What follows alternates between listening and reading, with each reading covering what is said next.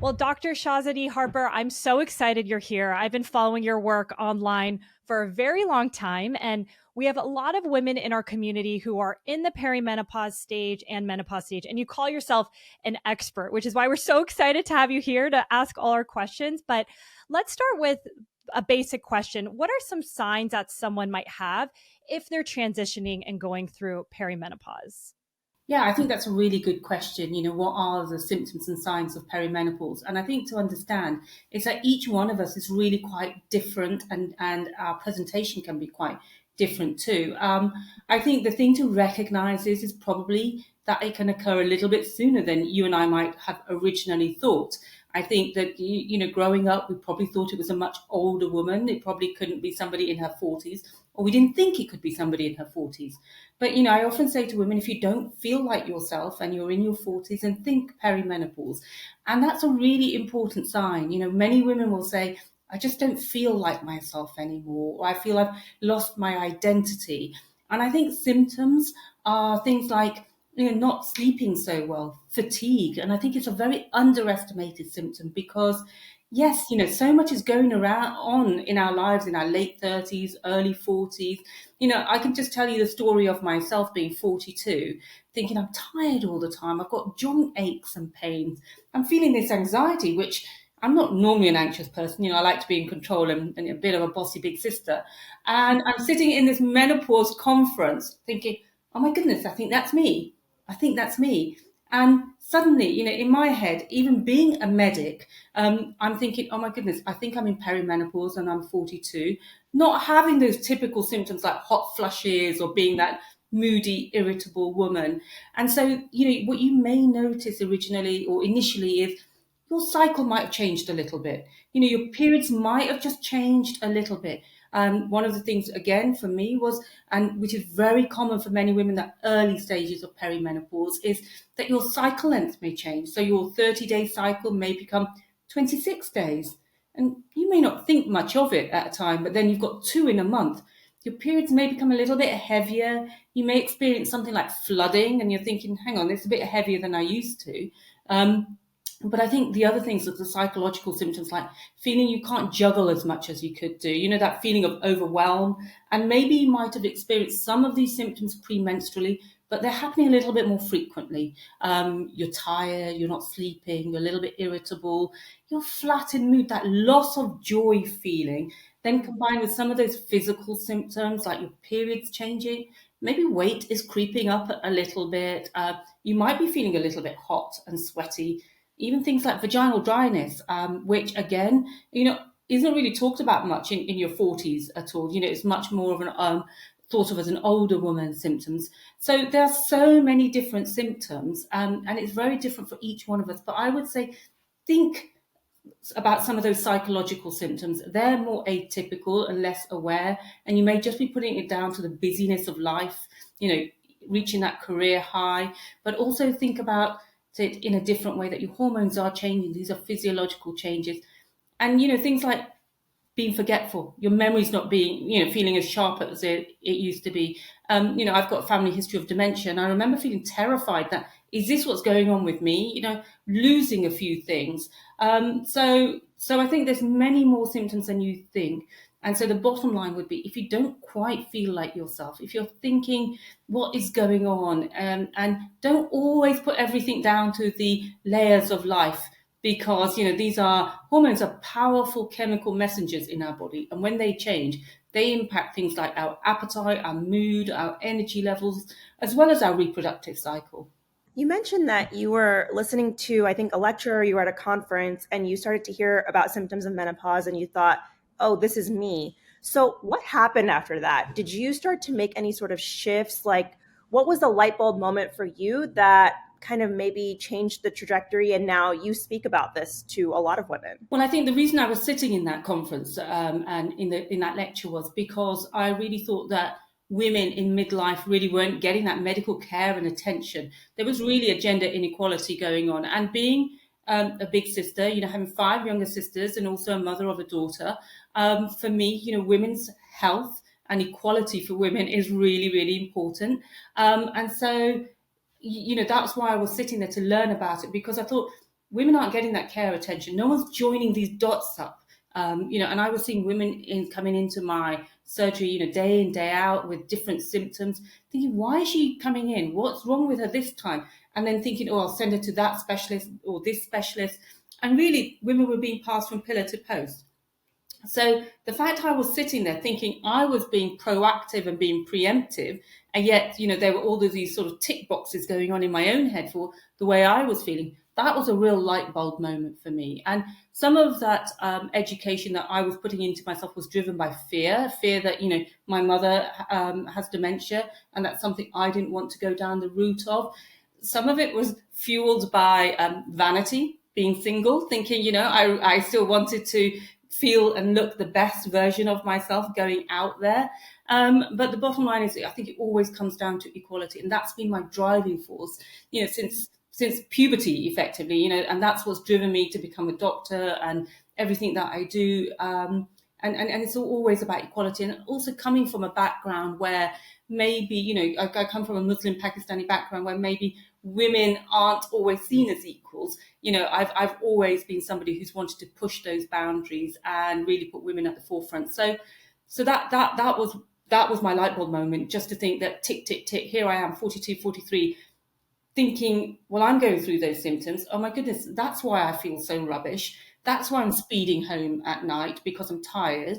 And I was just putting it down to being a mum, working, looking after my parents as well at the same time, all of those kind of things, which a lot of women are doing, around this time. I love that you said that, because Kay and I talk to so many women, and sometimes even in their 30s, who are feeling this way and might have, I don't know if that would be considered early perimenopause. Do you see some women have it a little bit earlier? And what do you think might be causing that? So if we talk about the average ages for menopause, which is when your periods eventually stop. So the average age of menopause is 51. And so perimenopause can start 10 years before that. About sort of 10% of women can experience what we call an early natural menopause between the ages of 40 to 45. So obviously there's going to be a group of women who are going to be experiencing these early perimenopause symptoms in their probable mid-30s. They may even go from having a baby into perimenopause, so postnatal to peri. And then there is, 1% of women who do go through a premature menopause under the age of 40. So I think the other thing to understand is there are cultural differences.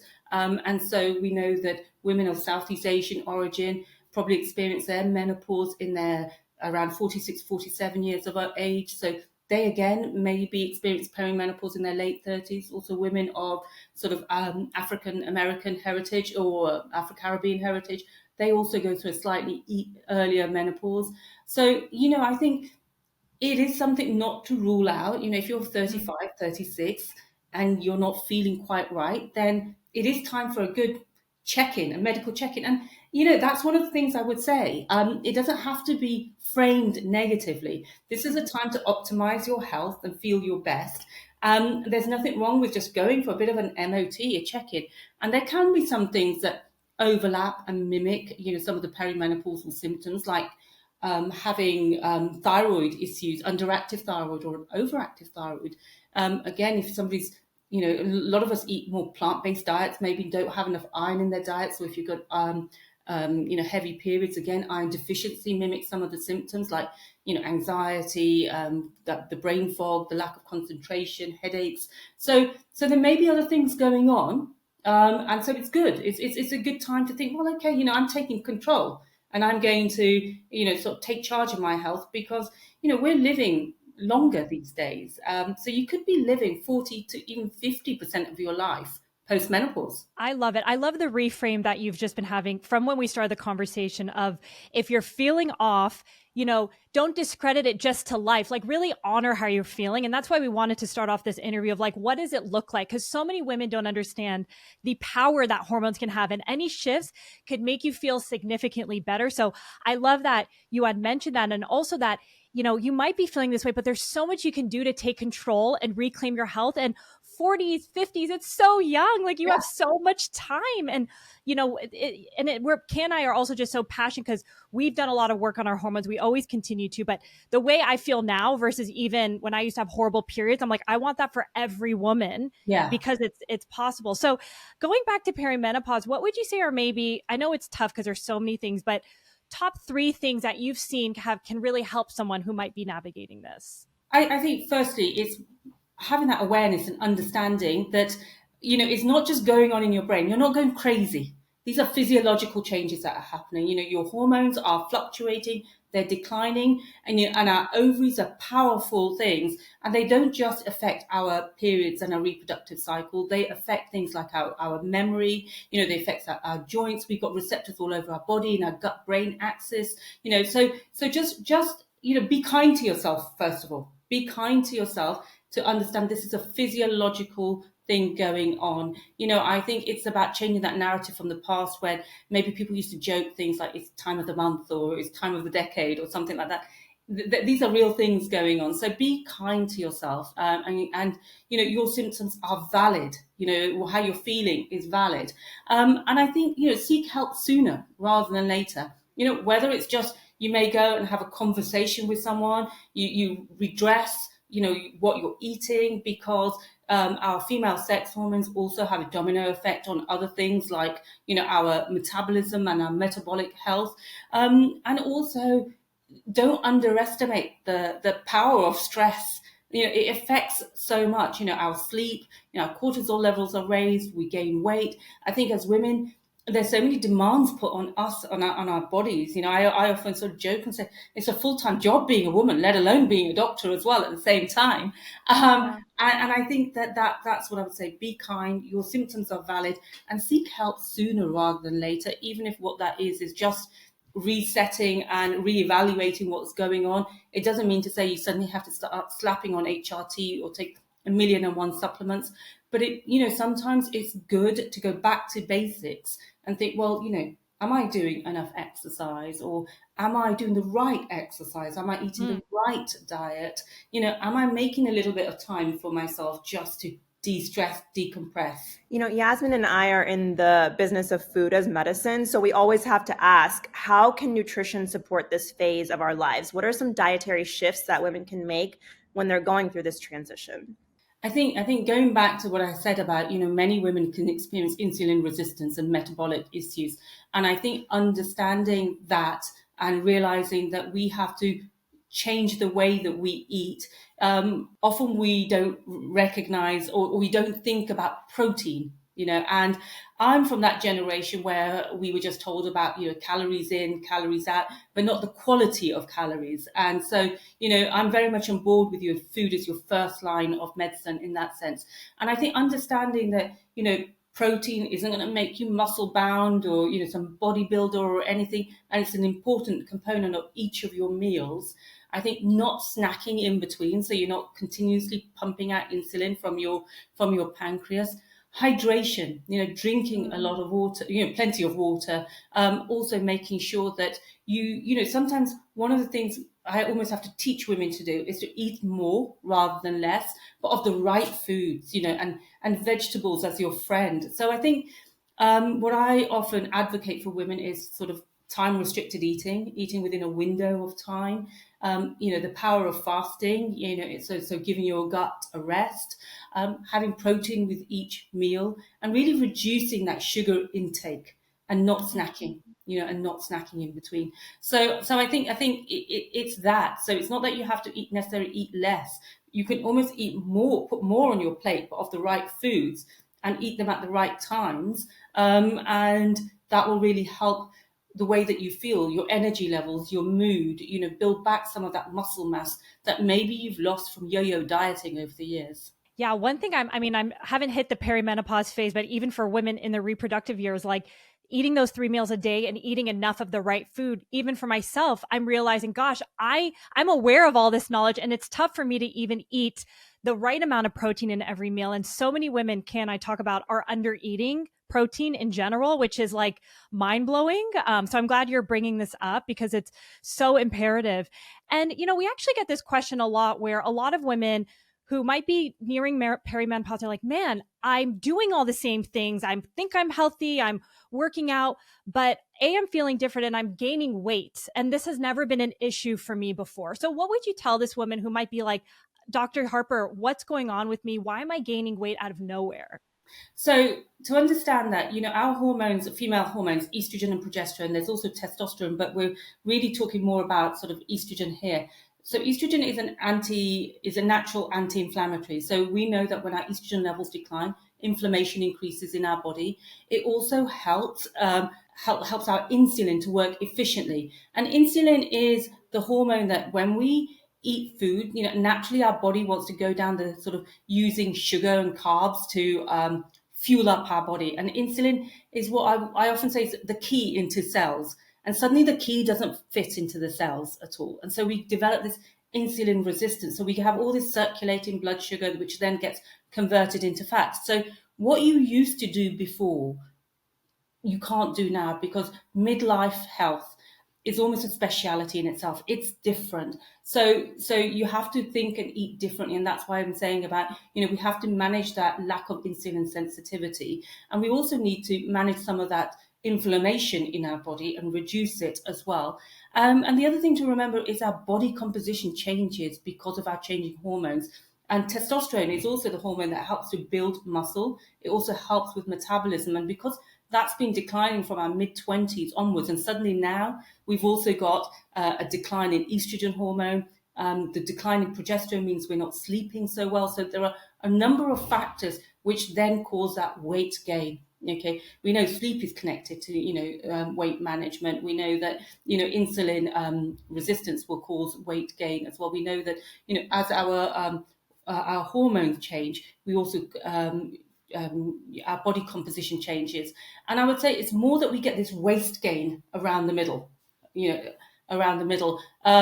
and rather than weight, because sometimes people still weigh the same, but their body composition's changed.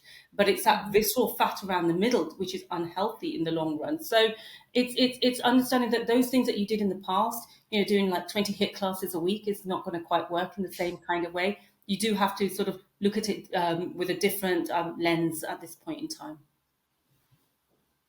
You were talking about muscle. I was reading an article the other day where in a study, men who had a 5% decrease in muscle mass over a 4-year period had a significantly increased risk of dementia. But the interesting thing about the findings is that it wasn't quite the same for women. And what they were saying in the study is that our brain health for women specifically, the factors that could contribute to our brain health declining is more our hormones. Not to say that muscle is not important for us, but our hormones are even more important. So what do you do? What did you do? Because you were kind of feeling your risk of dementia was higher. And a lot of women feel like a lot of brain changes as they get older. If they're starting to feel this, what should they look into? What should they do to protect their brains? So I think it's again going back to basics. It's about sort of exercising to increase that sort of oxygenation and circulation to the brain. Also reducing those risk factors like raised cholesterol, raised triglycerides. So diet is super important, and looking at a diet rich in things like phytoestrogens, which sort of work on the estrogen receptors in the body. So and they help to mimic that estrogenic effect. Looking at sort of making sure you are supplemented well, in the sense of B vitamins can help. Also making sure you're taking your vitamin D as well, magnesium. Many women are deficient in magnesium at this point in time, and that's really important for mitochondrial health as well. And I think the other thing to say is to talk about hormone treatment, like here we call it hormone replacement therapy or medical hormone treatment, because we know the studies show that if you do have a higher risk of dementia in your family, then actually going on to HRT can be beneficial. And you asked me what I did, and that is one of the things that I am on. I am personally on hormone replacement treatment, and been on it since I was 43, 44 actually, and that helped to reduce many of my symptoms. So I think what I often say is it's not one or the other. It's about sort of parallel shifts and changes. Hormone treatment may not be for everybody, and it doesn't mean to say if you don't take it, you will get dementia or not. It's about sort of looking at what works best for you. and also within your lifestyle. Many women may not need it because they have a different quality of life or different, sort of stresses in their life. Many do. There are lots of positives, and it's about sort of individualizing it for you. So for me, it works. It's something I do recommend to a number of my patients alongside, the metabolic health side of things, managing their weight, alongside all the lifestyle modifications. But I'm not saying everybody has to go onto it. But I think before you decide yay or nay, first get the full facts for you. One thing you mentioned on your Instagram about HRT, and I'm glad you brought this up because we get a lot of women asking, should I try it? Is it for me? So I'm glad it was something that at least has helped you in your own journey. You said it's really important to manage your expectations when it comes around HRT. So can you explain what you mean by that? I think sometimes there's a lot in the press that it's going to solve every single problem. Okay. And, the way I look at life, which may not be appropriate considering, you talk about food as being medicine, is I look at it like a layered cake. Okay. And there are so many different layers and factors to your own life, environment, relationships, work. And so, all of those affect your health. And so adding back some hormone isn't going to solve your relationship problem or suddenly going to give you the promotion that you want. And so when I say manage your expectations, it will help you to feel better. Okay, it will help to. We know it's the recommended choice for women experiencing things like hot flashes, night sweats, vasomotor symptoms, for vaginal dryness and irritation, also for menopausal sort of mood issues and things. But that you may be sensitive to it. So I often say, and I don't know if you've ever watched Indian Matchmaker, but I often say if you can feel sort of 70% better, then that's a good start, because remember, there are other factors going on in your life. And also managing expectations. It's not just going to work overnight. It's going to take some time, but it can take 3 to 6 months to get the right dose for you. But what I often find is really helpful for many women is it can be a catalyst for change. It can get them some of their mojo back. They can feel, that joy returning in their life. They're sleeping better. So then they can go and take that long walk or that run or take up that exercise they were thinking. They can spend a bit more time doing meal preps and stuff. So it's often that catalyst for change. And we know from studies that, women who are on HRT do tend to be healthier because of those, because of that. But, don't expect it to solve every single problem. And often there can be a few bumps in the road getting to that point. And this is what I say to patients. I say, look, there can be some bumps in the road getting to where we want to go. And that's normal. And also, if you are going to go on a form of HRT, it may be that the first form that you're onto or the first regimen that you're onto may not suit you. And we may need to change it. But that doesn't mean to say we won't find one that works for you. And, the three of us are very different women, and also our lifestyles might be different. So we need different types of preparations for each one of us. So it's a bit like when women go onto the contraceptive pill, when I used to look after students and I used to say, look, the pill that suits you may not suit me and vice versa. And let's give it a little bit of time to sort of settle in and bed in. So that's why I talk about realistic expectations. None of us live in a perfect world, in a perfect life. But, if we can get to about 70-75%, I think that's quite good. Yeah. And I love that because, whether HRT or not, I feel like this is, at least for me, I tend to compare myself to others like, okay, they're doing this, but I don't feel that way when I do, it could be anything. Whether for me, it was back in the day, was fasting. I'm like, I actually feel like crap when I fast during the day. And I was like, you know what, at this stage that I'm at now, I'm turning 35. I'm like, I'm just going to honor how I feel, because like you said, it's so unique to your lifestyle, your body. So it goes back to the first thing you said early on, is just honoring how you feel, and that connection with your body is like fundamental in just helping your wellness. And I love that you said also it's like a holistic approach. If you have a stressful marriage, if you have a tough job that you feel is toxic, like doing these wellness practices or going on HRT isn't going to be the end all be all to make you feel better. It's everything all in one. So I love that you give a very realistic approach, which I think is super important. So No, I But appreciate for that. me, it's really important about keeping it real. It's Yeah. keeping it real. I have a job. I can't be out there training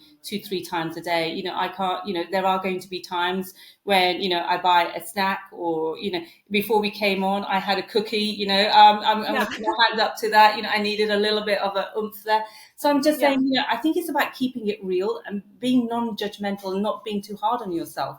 And I loved Mhm. the way you said holistic, Yasmin, because you said holistic. And I think that's an even better word, because it is holistic. That's what we're looking at. Yeah. Oh, I love it. Speaking of mojo, we were talking about a lot of women who are going through perimenopause and they follow our seed cycling protocol tell us, I actually have a libido. I haven't had a libido in so long. My husband's like, what's going on? This is exciting. What are some other ways that women can support their libido at this stage? Yeah, I mean, I think it may not, your sex drive may not be as high as it was, but it hasn't gone away, first of all. And it's very typical that women lose that initiative drive. Okay. And I think that's when they start to worry and they think, oh my God, have I lost confidence in my own body? Is it going to function? Is it going to work? They may be experiencing dryness, and that might also go with their cycle as well. Just before their period, they may be more tired, more dry, more uncomfortable. But then in the middle of the cycle, when they're ovulating, they may well be feeling more up for it. So I think understanding that it's okay, that that there are going to be times of the month that you feel more excitable than others. And also that initiative drive doesn't mean loss of initiative drive doesn't mean to say your body's lost its reactive drive. So, and when I tell that to a couple, there's a sigh of relief from both sides, because he's thinking it's okay, it's okay. She'll respond, and she's thinking, thank goodness my body's going to respond. But I also think it's time to be a bit more adventurous, and one of the things that many of us do around this time, I think, because of so many other things going on and maybe fatigue and things, there's a bit of a mind-body disconnect. So we do have to work at it a little bit. I do call it homework. You're going to have to maybe be a bit more creative. Using a sex toy can be really good for you, your mental health and your physical health, and your pelvic floor. So, sometimes I suggest to women, look, why don't you just practice on your own? Take your time over it. Find a quiet moment. Use a sex toy, but also look at your vaginal health. It may be that you need some additional estrogen down there. Use, a vulvovaginal oil, to lubricate. I've created something called the vacial, and I often sort of say, using a little bit of oil and massage it into your sort of cheeks, your labia, also your mons pubis, your clitoris, and all the way towards the back passage, because our skin changes. So just as we moisturize our face, we need to look after our vulvas, and perineum as well. So, take ownership of your body. You have to work at it a little bit, and practice. There's nothing wrong in it, and enjoy the journey. We don't always have to reach orgasm to get fulfillment. Dr. Harper, what do you wish you knew about menopause and perimenopause in your 30s? Oh, well, I think what I wish I'd known was that it can be a great time, actually.